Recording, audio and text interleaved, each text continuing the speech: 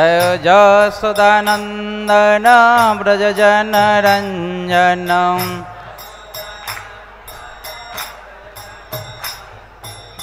जसोदानन्दन व्रजजनरञ्जन जसोदान जमुनातीरवनचारी जमुना जय राधा माधव कुंज बिहारी जय राधा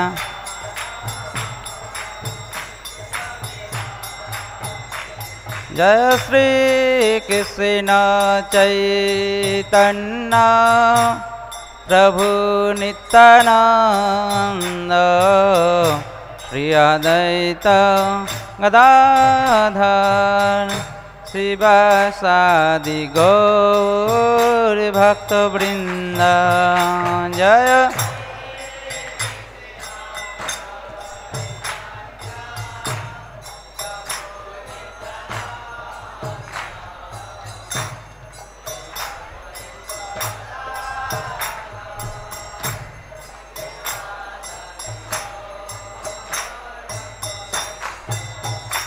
हरे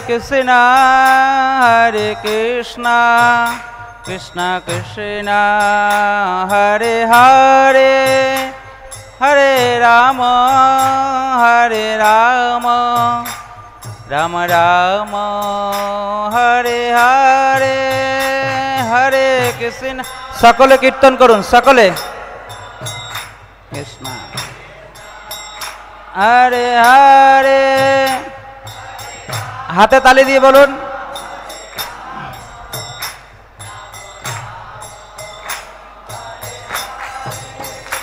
हरे कृष्ण कृष्ण कृष्ण हरे हरे हरे राम राम राम हरे हरे हरे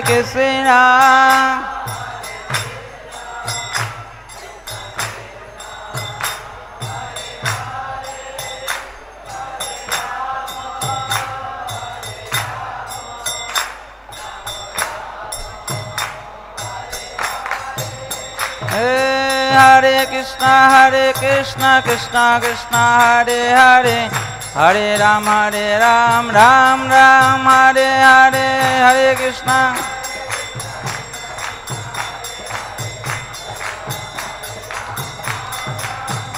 जय राधा माधव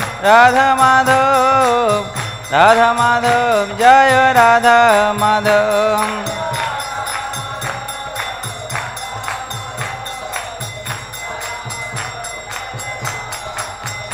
जय पंचतत्व जय पंचतत्व जय पंचतत्व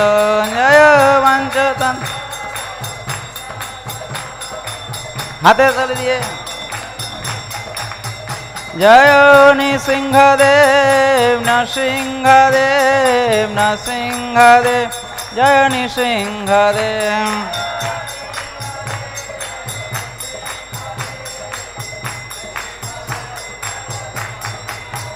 जय जय प्रभुपाद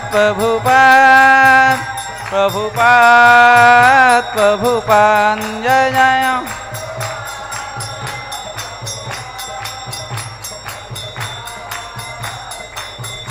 निताय गौर हरि बोल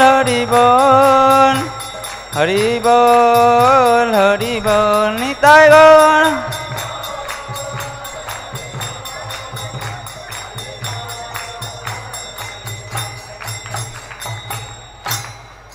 भगवद गीता यथायथ की जगत गुरु शिल प्रभुपाद की समवेत भक्तबिंद की गौर प्रेमानंदे हरि हरि बोल ओं अज्ञानतिमिरान्धस्य ज्ञानाञ्जन शलाकया चक्षुरुन्मीलितं येन तस्मै श्री गुरवे नमः नमो विष्णुपादाय कृष्णप्रेष्ठाय भूतले श्रीमते भक्तिवेदान्त स्वामिनीति नामिने। नमस्ते सरस्वते देवे गौरवाणी प्रचारिणे निर्विशेष शून्यवादी पाश्चात्यदेशतारिणे। वंशाकल्पतरुभ्यश्च कृपासिन्धुभ्येव च पतितानां पावनेभ्यो वैष्णवेभ्यो नमो नमः। जय श्री कृष्ण चैतन्य प्रभु नित्यानंद श्री अद्वैत गदाधर शिवासादि गौरभक्तवृंद। हरे कृष्ण कृष्ण कृष्ण हरे हरे, हरे राम राम राम हरे हरे। আপনারা সকলে আমার বলার পরে পরে বলবেন ওং নমো ভগবতে বাসুদেবায়, ওং নমো ভগবতে বাসুদেবায়, ওং নমো ভগবতে বাসুদেবায়।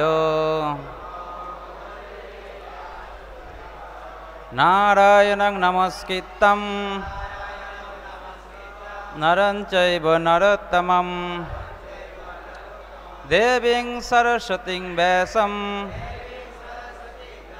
ततो जयमुदीरयेत्। नष्टप्रायेषु अभद्रेषु नित्यं भागवतो सेवया भगवतेरुत्तम श्लोके भक्तिर्भवति नैष्टके। मुखं करोति दिवाचलं पंगुं लङ्घयते गिरिं यत्कृपातमहं वन्दे श्रीगुरुदीनतारिणां परमानन्दमाधवं श्रीचैतन्येश्वरम्। তা ভগবদ গীতা যথাযথ অধ্যায় নম্বর 17 শ্লোক নম্বর 16 তা বোর্ডে লেখা আছে। তা আমি প্রথম বলবো, আপনারা আমার পরে পরে বলবেন। মন প্রসাদ সৌমত্তম ভাব সংশুদ্ধি এতৎ, ভাব সংশুদ্ধি এতৎ, ভাব সংশুদ্ধি ইতি এতৎ।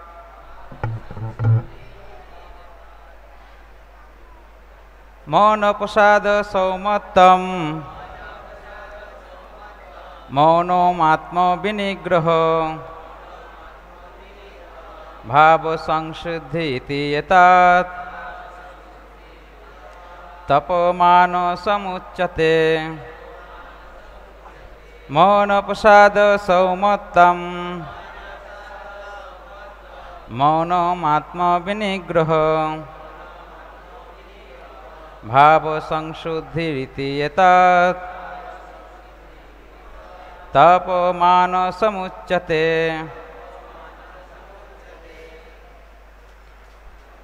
আপনারা যদি কেউ বলতে চান বলেন। মৌন প্রসাদ সৌমত্তম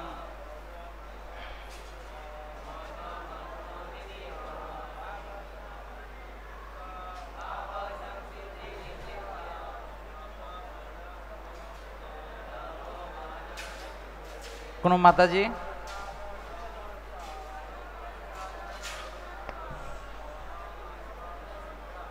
মৌনমাত্ম বিনিগ্রহ ভাব সংশুদ্ধি ইতি এতৎ তপমান। শিল প্রভুপাদকৃত শব্দার্থ অনুবাদ তাৎপর্য আপনারা বলবেন। মনপ্রসাদ চিত্তের প্রসন্নতা, সৌমত্তম সরলতা, মৌনম মৌন, আত্মবিনিগ্রহ মনসংযম, ভাব সংশুদ্ধি ব্যবহারে নিষ্কপটতা, রীতি এতৎ এগুলিকে, তপঃ তপস্যা মানসাম মানসিক উচ্চতে বলা হয়। আপনারা সকলে আমি অনুবাদ বলার সঙ্গে সঙ্গে আপনারা বলবেন। চিত্তের প্রসন্নতা, সরলতা, মৌন, আত্মনিগ্রহ ও ব্যবহারের নিষ্কপটতা, এগুলিকে মানসিক তপস্যা বলা হয়। তা শিল প্রভুপাদের খুব প্রাঞ্জল তাৎপর্য, আপনারা একটু মন দিয়ে শুনবেন। শিল প্রভুপাদ লিখছেন এই শ্লোকের পরিপ্রেক্ষিতে যে মানসিক তপস্যা হচ্ছে সব রকমের ইন্দ্রিয় সুখ ভোগের ইচ্ছা থেকে মনকে মুক্ত করা। মনকে এমনভাবে শিক্ষা দিতে হবে যাতে সে সর্বক্ষণ মানুষের কি করে মঙ্গল হবে সেই চিন্তায় মগ্ন থাকে। মনের শ্রেষ্ঠ শিক্ষা হচ্ছে চিন্তায় গাম্ভীর্য। কৃষ্ণ ভক্তি থেকে কখনোই বিচ্যুত হওয়া উচিত নয় এবং সর্বদাই ইন্দ্রিয় সুখ ভোগ পরিত্যাগ করা উচিত। স্বভাবকে নির্মল করে গড়ে তোলার উপায় হচ্ছে কৃষ্ণ ভাবনাময় হওয়া। মনের সন্তোষ তখন লাভ করা যায় যখন মনকে সমস্ত ইন্দ্রিয় উপভোগের চিন্তা থেকে দূরে সরিয়ে রাখা যায়। আমরা যতই ইন্দ্রিয় সুখ ভোগের চিন্তা করি মন ততই অসন্তুষ্ট হয়ে ওঠে। বর্তমান যুগে আমরা ইন্দ্রিয় সুখ ভোগের জন্য নানা রকম পন্থায় মনকে অনর্থক নিযুক্ত করছি এবং তাই মানসিক শান্তির কোনো সম্ভাবনা নেই। মানসিক শান্তি লাভের শ্রেষ্ঠ উপায় হচ্ছে মহাভারত ও পুরাণ আদি বৈদিক শাস্ত্রে মনকে নিবদ্ধ করা, যা নানা রকম মনোমুগ্ধকর আনন্দদায়ক কাহিনীতে পরিপূর্ণ। এই জ্ঞানের সহায়তা লাভ করে মানুষ পবিত্র হতে পারে। মন যেন সব রকমের কপটতা থেকে মুক্ত থাকে এবং আমাদের উচিত সকলের মঙ্গল কামনা করা। মৌনতা মানে হচ্ছে সর্বক্ষণ আত্মজ্ঞান লাভের চিন্তায় মগ্ন থাকা। এই অর্থে কৃষ্ণ ভাবনাময় ভক্ত হচ্ছেন যথার্থ মৌন। আত্মনিগ্রহ অর্থ হচ্ছে মনকে সব রকমের ইন্দ্রিয় সুখভোগের বাসনা থেকে মুক্ত রাখা। আমাদের অকপট ব্যবহার করা উচিত, তার ফলে আমাদের অস্তিত্ব শুদ্ধ হয়। এই সমস্ত গুণাবলী হচ্ছে মানসিক তপস্যা। তা হরে কৃষ্ণ। তা এ অধ্যায়ের নাম শ্রদ্ধাত্রয় বিভাগ যোগ। তা শিলবহু ভগবান শ্রীকৃষ্ণ ষোড়শ অধ্যায়ে দেবতা এবং অসুরদের গুণ, দেবতা অসুরদের বৈশিষ্ট্য বর্ণনা করার পর অর্জুনের প্রশ্ন ছিল এই দেবতা আর অসুর এই বৈশিষ্ট্য এই গুণাবলীর মধ্যে যারা পড়বে না, তারা যদি কাউকে শ্রদ্ধা করে পূজাপাঠ করে বা কাউকে শ্রদ্ধা করে কিছু দান তপস্যা যজ্ঞ কিছু করে, তাহলে তাদের কি ফল হবে এবং তাদের কি গতি হবে প্রশ্ন করেছেন। তাই এরপরে এই 17 অধ্যায়ের যজ্ঞ কয় প্রকার, তারপরে আমাদের খাবার কয় প্রকার, খাদ্য কয় প্রকার, তারপরে দান কত প্রকার, এগুলো বর্ণনা করেছেন। তা এখন আমাদের বর্ণনা করছেন যে তপস্যা কয় প্রকার। তা আমরা 15 নম্বর শ্লোকে পড়েছি বাহ্যিক 15 নম্বরে হচ্ছে কায়িক তপস্যা, আর 16 নম্বরে 14 নম্বরে হচ্ছে কায়িক তপস্যা, 15 নম্বরে আমরা অধ্যয়ন করেছি গতকাল বাচিক তপস্যা, আর আজকে আমাদের বিষয় হচ্ছে কি মানসিক তপস্যা। তাই মানসিক তপস্যা করলে কি হবে? মানসিক তপস্যা হচ্ছে কি সে সবসময় চিত্তে প্রসন্ন থাকবেন, মানে আনন্দে থাকে আর কি, যা পাবে তাতে সন্তুষ্ট থাকে, সুখ দুঃখ যা হোক। সরলতা হয়, সরল, তারপরে মৌন থাকেন। মৌন মানে আমি কে, কোথা থেকে এসেছি এবং সেই ভগবানকে জানার জন্য তিনি বা কৃষ্ণ ভাবনায় মৌন থাকেন। আত্মনিগ্রহ মানে হচ্ছে তিনি সবসময় ভোগের চিন্তা থেকে মানে ইন্দ্রিয় সংযম মানে হচ্ছে তিনি ইন্দ্রিয়গুলোকে বিষয় থেকে দূরে রাখেন। তাই এইভাবে এগুলো মানসিক তপস্যার ফল হয়, মানে মানুষ খুব আনন্দ থাকে, মূল কথা হচ্ছে আনন্দ থাকে। দেখুন বর্তমান যুগে এখন যদি এগুলো পড়া হয়, বা আমরা ভগবদ গীতা তো পড়িই না, কতজন মানুষ বাড়িতে ভগবদ গীতা পড়েন আমাদের ভক্তরা ছাড়া? বলেন, পড়ি? কিন্তু কত বই পড়ি, কিন্তু ভগবদ গীতা পড়ি না। ভগবদ গীতায় ভগবান আমাদের, আমরা কিন্তু আনন্দের জন্য কত কিছু খুঁজি কিনা, আমরা জড়জগতে আনন্দের জন্য, ইন্দ্রিয় সুখ তৃপ্তি করে আনন্দ পাওয়ার জন্য আমরা কত কিছু পন্থা সংস্থা কত কিছু হয়েছে করছে, কিন্তু ভগবদ গীতায় ভগবান যা বলেছে সেটা জানি না। তো এখন আমরা বলবো এই মন সম্পর্কে, এই মনের আনন্দ আমরা কীভাবে পেতে পারি, আর কেন আমাদের এই মনের প্রসন্নতা বা মানসিক তপস্যা আমরা করতে পারছি না, হারিয়ে গিয়েছে, কিসের আমাদের ত্রুটি আছে, তাই এই প্রসঙ্গে আমরা একটু আলোচনা করব। আপনারা আমাদের সঙ্গে থাকুন। তো ভগবদ গীতায় অর্জুন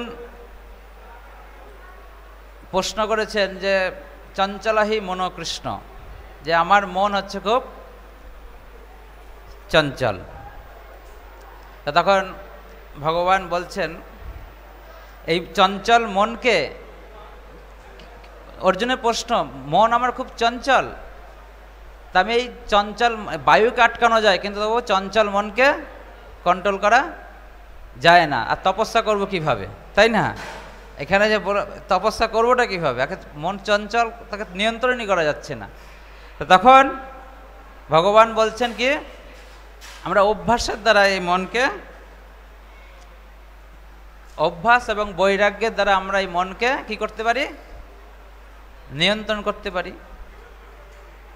তা আমি একটা প্রবচন শুনেছিলাম, তো সেই প্রবচনের এই অভ্যাসের শক্তি, আমাদের মনকে নিয়ন্ত্রণ করার জন্য মুখ্য বিষয় হচ্ছে অভ্যাস আর বৈরাগ্য। ভগবান শ্রীকৃষ্ণের উত্তর এটাই। এখন আমরা কিন্তু এই অভ্যাস, আমরা কিন্তু এই অভ্যাসের দাসত্ব, কিন্তু অভ্যাস আমাদের জীবনে খুব কি গুরুত্বপূর্ণ, তাই না? আমরা জানি আমরা যেটা অভ্যাস করি, এই অভ্যাস আমাদেরকে কিসে তৈরি করে, অন্ধ তৈরি করে দেয়, জানেন? অভ্যাস অন্ধ করে দেয়। তা উনি মহারাজ বলছিলেন যে উনি অনেক দিন পরে যখন ওনার বাড়িতে ফিরেছিলেন আমেরিকায়, তখন বাড়িতে যখন যান, তো তখন ওনার আত্মীয়দেরকে জিজ্ঞাসা করে যে তোমরা পশুদের ভাব বুঝতে পারো না?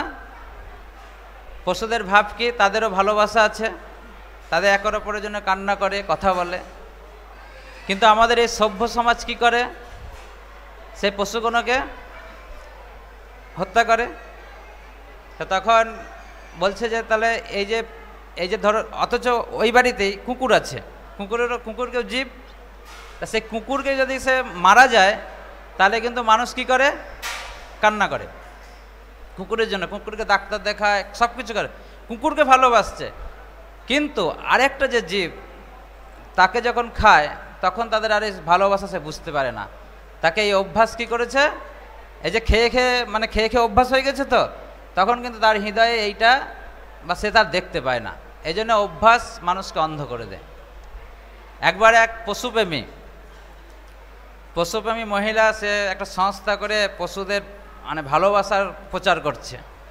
তো একটা কুকুরকে একটা জায়গায় বেঁধে বদ্ধ করে রেখেছে। তা তখন সেই জন্য সে তখন কেস করেছে, তা তার জন্য তাকে অনেক টাকা জরিমানা দিতে হচ্ছে একটা কুকুরকে। তো তখন প্রশ্ন উত্তর পর্ব এসছে, তা তখন জিজ্ঞাসা করছে যে আপনি আজ কী খেয়েছেন? সে তখন বলছে আমি হাম ভালার খেয়েছি, যেটা গাভীর মাংস দিয়ে তৈরি। বলছে তো একটা কুত্তাকে একটু বেঁধে রাখার জন্য, তার নড়তে চাড়েনি পারেনি বলে তাকে আমাকে এত টাকা জরিমানা দিতে হচ্ছে, কিন্তু এই তুমি যেটা খেয়েছো এর জন্য যে আরেকটা গাভীর এত রক্তপাত হয়েছে, তোমার সেটা তুমি তখন দেখতে পাওনি কেন? সে খাদ্যাভ্যাসের এতটাই দাসত্ব হয়ে গেছে, তার মনেই নেই, সে দেখতেই পাচ্ছে না যে আমি কি করছি, তার হৃদয় শুকিয়ে গিয়েছে। তাই এই অভ্যাসের স্বভাব কি? আমি তার প্রবচনটা ধরে পড়ছি, যে প্রথমে অভ্যাস তৈরি করি, তারপর অভ্যাস আমাদেরকে তৈরি করে। আমরা প্রথম অভ্যাস তৈরি করি ছোটোবেলা থেকে। অ্যাকচুয়ালি শিল প্রভুপাদ বলেছিলেন, আপনারা বলুন, আমরা এখানে যারা এসেছি, আমরা কি ছোটোবেলা থেকে এসেই এখন যে কোনো অভ্যস্ত, যে যেমন ধূমপান করা, নেশা করা, দ্রুতক্রিয়া করা, বা আমরা যেগুলো পছন্দ করি, এগুলো কি ছোটোবেলাতে আমরা জানতাম? হ্যাঁ না বলুন? কেউ শিখে এসেছিলাম? তাহলে আমরা কোথায় শিখেছি? এগুলো আমরা এখানেই অভ্যাস করেছি কি না? এবং সেগুলো অভ্যাস করেছি এই জগতেরই কোনো অসৎসঙ্গের প্রভাবে, তাই তো? আর এই অভ্যাসের ফলেই আমাদেরকে, সেই জন্যই বলছে এই অভ্যাস, প্রথমে অভ্যাস তৈরি করি, তারপর অভ্যাস তৈরি করতে করতে অভ্যাস আমাদেরকে তৈরি করে। অভ্যাস এমন একটি কাজ যা বারংবার পুনরাবৃত্তির মাধ্যমে আমাদের আচরণ, স্থায়ী চিন্তন, মূল্যায়ন এবং বিভিন্ন পরিস্থিতিতে প্রতিক্রিয়া জানানোর পদ্ধতি। আমরা পূর্ববর্তী জীবনে যে কাজ করেছি, আমাদের অভ্যাসটা কোথা থেকে আসছে? পূর্ববর্তী জীবনসমূহের কাজ, অভিজ্ঞতার দ্বারা এবং পাশের সামাজিক এবং সংস্কৃতির দ্বারা, প্রতিদিন প্রতি মুহূর্তে ভালো মন্দ, পছন্দ অপছন্দের দ্বারা আমরা এই অভ্যাসের দ্বারা বদ্ধ হয়ে গেছি। আর এই অভ্যাসকেই বলা হয় সংস্কৃতিতে স্বভাব। বলে না, স্বভাব যায় না মরলে আর কয়লা যায় না ধুলে। তা এই স্বভাব, এই সংস্কৃত শব্দে এটাকে স্বভাব বলে, এই অভ্যাসকে স্বভাব বলে। এই জগতে আমরা কিভাবে দেখি এবং এই জগতে বিভিন্ন পরিস্থিতির সাথে কিভাবে আচরণ করি, এবং আমাদের এই যে আমরা কি দেখি, কি করি, কি আচরণ করি, কি চেতনা করি, তা এইগুলো কিন্তু সবই আমাদের এই চেতনা এবং মনে, এই যে অভ্যাস যেগুলো আমরা করছি প্রতিদিন, পছন্দ অপছন্দ, পূর্বজীবনের সংস্কার, আমাদের পারিপার্শ্বিক পরিস্থিতি, সংস্কৃতি, এই সমস্ত কিছু কি করছে? আমাদের চেতনায় এবং মনের ওপর প্রভাব ফেলছে। তার ফলে আমরা এই ভালো অভ্যাসের থেকে খারাপ অভ্যাসের দিকে চলে যাচ্ছি। যেমন উদাহরণ দেওয়া যেতে পারে, ধরুন একটি কুকুর শরীর পাওয়ার পর, এটা হিতোপদেশের একটা ছোট্ট কাহিনী। তাই কুকুর, তাকে খুব সুন্দর রাজমুটুক টুটুক পরিয়ে দিয়ে তাকে সিংহাসনে বসিয়ে দেওয়া হয়েছে, ঠিক আছে? আর সঙ্গে সঙ্গে দূরে একটা চপ্পল দেওয়া হয়েছে, জুতা। তা কুকুরটা কী করেছে? সে যে রাজা ভুলে গেছে, সে তখন এই সিংহাসন থেকে নেমে গিয়ে কি করছে? ওই চপ্পলকে চাটছে।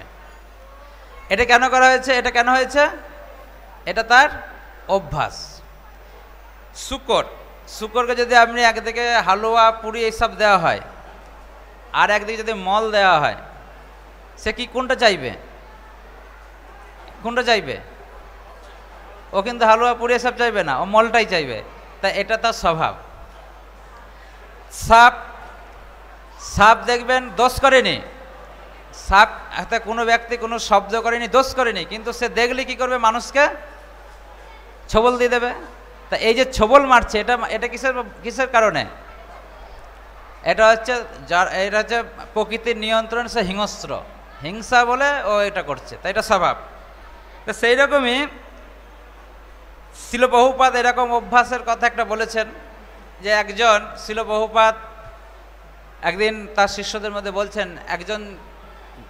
একজন ব্যক্তি চোর ছিল, পরে সাধু হয়েছে। সে তীর্থযাত্রায় গিয়েছে সাধুদের সঙ্গে। তা তার রাতে ঘুম আসছে না। কেন আসছে না? তার অভ্যাস। তখন সে রাতে উঠে কি করবে? তখন এদিকের ব্যাগ এদিকে, এদিকের ব্যাগ এদিকে, এরকম ব্যাগগুলো ওলটপালট করেছে। ওলটপালট করার পরে তখন সকালবেলা যখন ঘুম থেকে ভক্তরা উঠেছে, তখন তারা দেখছে তাদের ব্যাগগুলো যথাযথ জায়গায় নেই, আরে হুড়ুহুড়ি লেগে গেছে, কোথায় ব্যাগ, কোথায় ব্যাগ। তা তখন সে বলছে, আরে আমার অভ্যাস ছিল চুরি করা, তা সেই জন্যে আমি তোমাদের এইখানে ব্যাগ রেখেছি, তোমাদের এখানে ব্যাগ রেখেছি। তা আমাদের এই অভ্যাসের দাসত্ব। তাই এই অভ্যাস, এগুলো তো এইরকম আমরা অভ্যাসের দাসত্ব হয়ে যাই। কিন্তু আমরা কি করছি? যে আমরা জানি কিছু অনৈতিক, কিছু অভ্যাস আছে যেগুলো অনৈতিক। আমরা জানি আমাদের সমাজ, তারপরে আমাদের সামাজিকভাবে অনৈতিক কাজ, আমাদের মন, দেহ, আত্মা এগুলো সব খারাপ হয়ে যায় জানি, তথাপিও আমরা কিন্তু এই খারাপ অভ্যাসের দ্বারা আমরা দাসত্ব হয়ে পড়েছি। এই খারাপ অভ্যাসগুলি কি? 1 নম্বর হচ্ছে কি? ধূমপান। ধূমপান তো আমরা কেউ শিখে আসিনি, তাই না?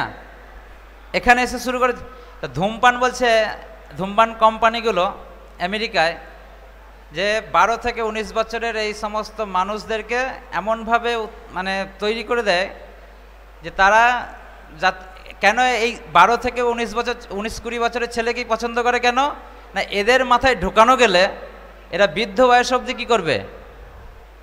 টাকা দিতে থাকবে কত বৃদ্ধ বয়স অবধি। তা সেই জন্য এই ধূমপান কোম্পানিগুলোকে এখানে এই সমস্ত যুবকদেরকেই ওই করেন। তা এই ধূমপানের মাধ্যমে 4 লাখ মানুষের বছরে মৃত্যু হয়ে যায়। আর এই ধূমপান ছাড়ানোর জন্যও বলছে এই 4 লাখ মানুষের মধ্যে 2,76,000 মানুষ এবং 1,42,000 নারী, এরা সবাই ধূমপানের দ্বারা মানে মৃত্যু হয়েছে। এই ধূমপান যখন কেউ প্রথম শুরু করে তখন তার প্রথম কাশি হয়, কিন্তু প্রথম যে খায় প্রথম কাশি হয়, কিন্তু তারপরে সে এটা অভ্যাসে পরিণত করে নেয়, তখন ওটা আর না করলে থাকতে পারে না। একজন বলিউড আছে, হলিউড, তার সবসময় মুখে সিগারেট লেগে থাকতো, সব সময়ের জন্য সিগারেট। তা এইটা দেখে সবাই সিগারেট খেত। তা একদিন ও যখন ফুসফুসে ক্যান্সার এবং যক্ষা হয়ে মারা যায়, তা তখন সে বুঝতে পেরে গেছে যে আমার উচ্চ শিক্ষা, সম্মান, আত্মমর্যাদা বোধ এগুলো সব আমার কোনো কাজ করেনি। কে কাজ করেছে? কে কাজ করেছে? জোরে বলুন। তার অভ্যাস তাকে কিন্তু গ্রাস করে নিয়েছে। তার সদ্গুণ, শিক্ষা, উচ্চ বংশ, আচরণ সব ফিনিশ করে দিয়েছে। তারপরে আছেন মাদক আসক্তি। আমরা কি করছি? আমরা মদ খাই কেন? তা মদ আমরা যখন প্রকৃত আনন্দ না পাই, তখন আমরা কারোর আশ্রয় নিয়ে আনন্দ পেতে চাই। এই জগতে যখন আমাদের মানসিক টেনশন হয়, তা তখন আমরা যখন প্রকৃত আনন্দ পাই না, তখন আমরা কারোর আশ্রয় নিয়ে কি চাই? আনন্দ পেতে চাই। তা তখন আমরা মদের নেশাগ্রস্ত হয়ে পড়ি। আজ পৃথিবীতে বলছেন যে 4 কোটি আমেরিকান প্রবলভাবে এই মদকাসক্তে মৃত্যুবরণ করে। মানে মৃত্যুর তো অনেক কারণ আছে, কিন্তু মদ খাওয়ার কারণে 4 কোটি মানুষ মরে। আর 185 বিলিয়ন অর্থ খরচ করা হয় এই মদের নেশা ছাড়ানোর জন্য আমেরিকা গভর্নমেন্ট থেকে।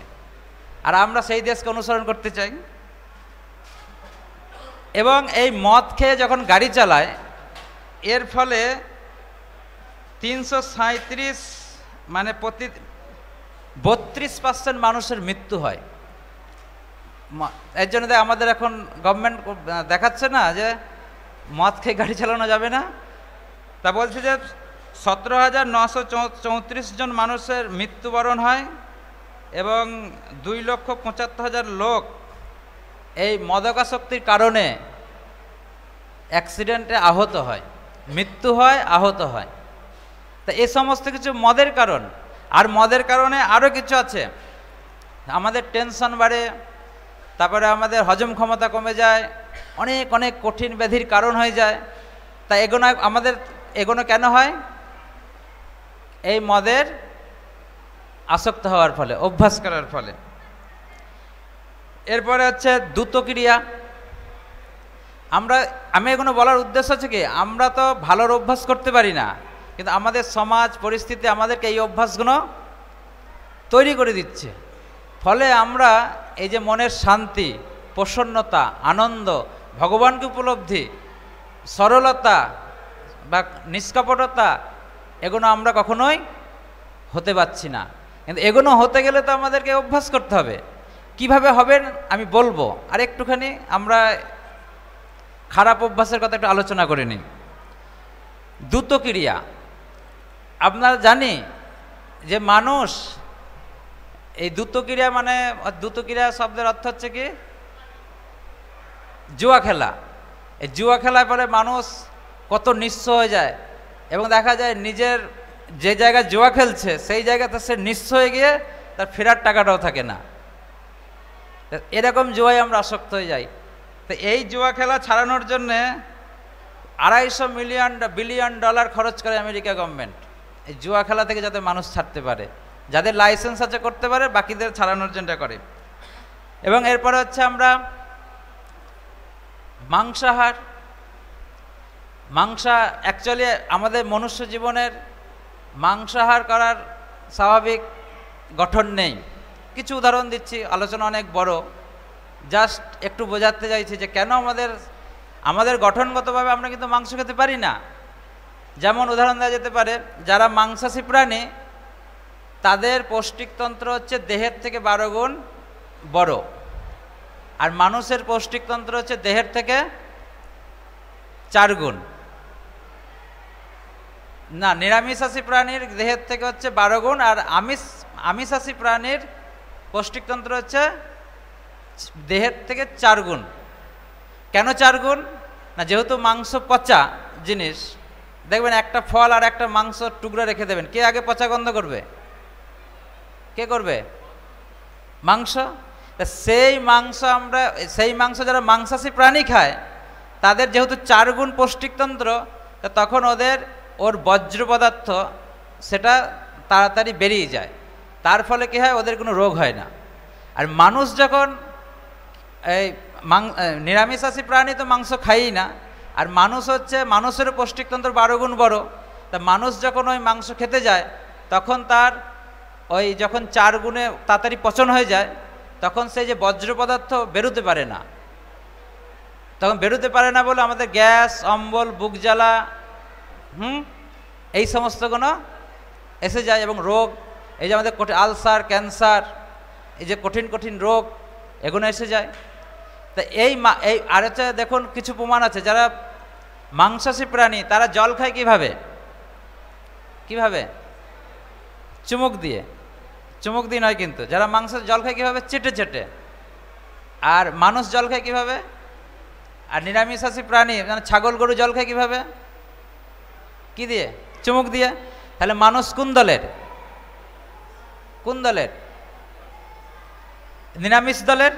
নিরামিষ প্রাণীর দলে। তা যখন মানুষ এই নিরামিষ প্রাণীর দলে হয়েও তার পৌষ্টিকতন্ত্র, দাঁতের গঠন, নখের গঠন, এই সমস্ত দৈহিক গঠনগুলো হচ্ছে নিরামিষ দলের, যদি আমরা বিজ্ঞানী মানি। তা নিরামিষ দলে হওয়া সত্ত্বেও যখন আমরা আমিষ আর অভ্যাস করি তখন আমাদের কি হয়? যখন এই আমিষ খাওয়ার অভ্যাস করছি তখন আমাদের এত দুরারোগ্য, মানসিক শান্তি নেই। রোগ, কারো যদি শরীরের দুঃখ থাকে, যন্ত্রণা থাকে, তার কি মনে শান্তি থাকতে পারে? সম্ভবই না।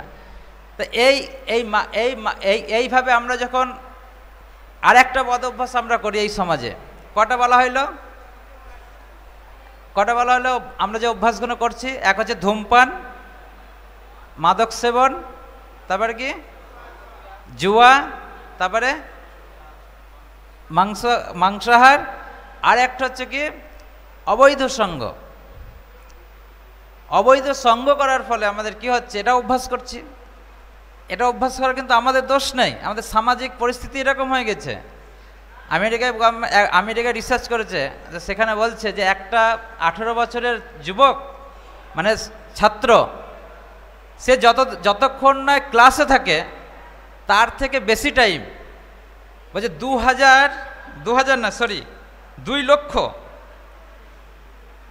লক্ষ সহিংস এবং যৌন উত্তেজক ছবি দেখে টিভির মাধ্যমে, অন্য কিছু না। কিন্তু আমরা সবাই টিভি দেখি। তা বলছে যে ও ক্লাসে যতক্ষণ না থাকে তার থেকে বেশি এইগুলো দেখে, তার ফলে তার এইগুলো প্রভাব পড়ছে। 10 বছরের একটা শিশু, তিনি 9,000 নৃশংস খুন দেখে টিভির মাধ্যমে। ওই যে আমাদের যে বিভিন্ন ফিচার ফিল্ম বা দেখে না, তাদের কি দেখে? খুন করছে বা আমাদের সিরিয়ালগুলোয় দেখে বা এগুলো এই দৃশ্য দেখে, আর 1000 যৌন উত্তেজক ছবি দেখে, ফলে তাদের চিত্ত এবং মনে প্রভাব পড়ে কি না? তা এইগুলো করার জন্য তখন অবৈধ যৌন আচরণ করে। আর এই অবৈধ যৌনের অভ্যাস যখন করে তখন কি হয় হচ্ছে, আমেরিকায় 30 লক্ষ যুবক যুবতী এই দুরারোগ্য অনিরাময় যোগ্য যৌন ব্যাধির দ্বারা মৃত্যুবরণ করেছে, আক্রান্ত, সারে না।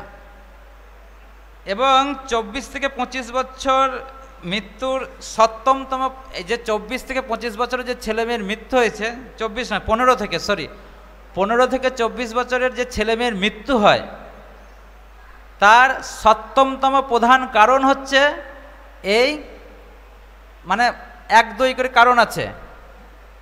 15 থেকে 24 বছরের ছেলেমেয়ের মৃত্যুর 7তম কারণ হচ্ছে কি, এই অবৈধ যৌন সঙ্গ। এবং নিক ফাউন্ডেশন থেকে দেখিয়েছে, মানে ওরা রিসার্চ করেছেন যে 20 বছরেরও কম তরুণীর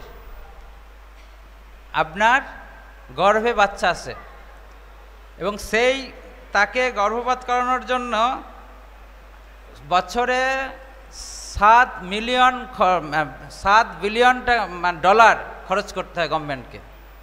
তা এই হচ্ছে আমাদের, এইভাবে আমরা অভ্যাসের কি হয়, দাসত্বই পড়ছি এই সমাজের অভ্যাসের। ফলে আমরা কখনোই বুঝতেই পারছি না যে আমাদের এই মনুষ্য জীবনের গুরুত্ব কি, ভগবানকে তাকে উপলব্ধি করব কিভাবে। তাই এই অভ্যাস, এই এখন প্রশ্ন আসছে কি, এই যে খারাপ অভ্যাসগুলো কারণ কি, কিভাবে আমরা করছি? কারণ হচ্ছে, শর্টকাট বলছি, কারণ হচ্ছে যে আমাদের পূর্ব প্রারব্ধ পাপকর্ম আছে। শ্রীমদ্ ভাগবতমের 6ষ্ঠ স্কন্ধে পরীক্ষিত মহারাজকে সুখদেব গোস্বামী বলছেন, আর ভগবদ্গীতায় ভগবান বলছেন, কামেশ ক্রোধেশ রজগুণ সমুদ্ভব।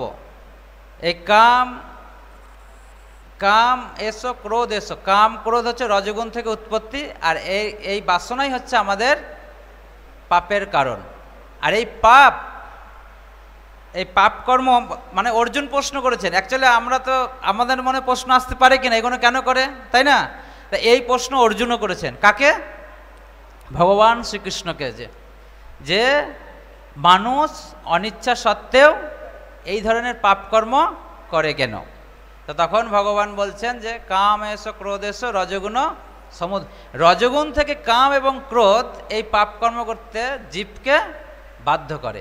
ভগবান খুব সুন্দর বর্ণনা করেছে পরে ভগবদ্গীতাতে, আপনারা একটা গীতা নিয়ে গিয়ে পড়বেন, খুব সুন্দর প্রভুপাদের গীতায় দেওয়াই আছে, সব এরকমভাবেই দেওয়া আছে। এই কাম ক্রোধের বাড়ি কোথায়, সে থাকে কোথায়, সে কি করে, তাকে দমন করা কি যাবে, খুব সুন্দর বর্ণনা করা হয়েছে। সেখানে বলছেন এই কাম এবং ক্রোধ রজগুণ থেকে আসে, আর এই রজগুণ কোথায় বাস করে? মন, বুদ্ধি, ইন্দ্রিয়, মন বুদ্ধিতে। আর তাকে দমন করা যাবে কিভাবে? তার বাসস্থান পেয়ে গেলেন, কোথায় থাকে? শত্রু কোথায় থাকে?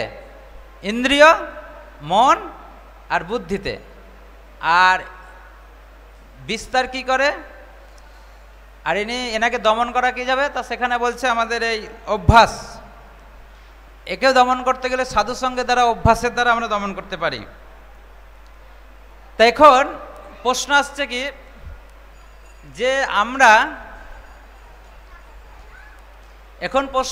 যে আমরা এই যে ধরুন আমরা কেউ জন্মসূত্রে এই সমস্ত বদ অভ্যাস করে আসিনি, এগুলো শিখেছি আমরা এই জগতের মানুষের সঙ্গের প্রভাবে, অসৎসঙ্গের প্রভাবে। এখন এই অসৎসঙ্গের প্রভাবে যেটা আমরা এসে গেছে, সেটা আমাদের দূর হতে পারে কিভাবে? সৎসঙ্গের প্রভাবে। ঠিক অপোজিট, অসৎসঙ্গের প্রভাবে আমাদের এই বদ অভ্যাসগুলো অভ্যাস করেছে, আর এই অভ্যাসের ফলে আমাকে এই অভ্যাস এখন কন্ট্রোল করছে। এখন আমি আর ওনাদের কন্ট্রোলে প্রথম অভ্যাস করার সময় একটু বারবার করেছে, তারপরে আর আমি ছাড়তে পারছি না, মানে ও আমাকে কন্ট্রোল করছে। কে? ওই অভ্যাস। এখন যদি আমরা সাধু সঙ্গে বা সৎসঙ্গ গ্রহণ করি তাহলে কি হবে? কি হবে না, আমরা আবার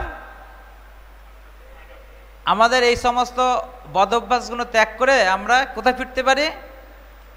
ভালো অভ্যাসে। তো এই সাধু সঙ্গের প্রভাবে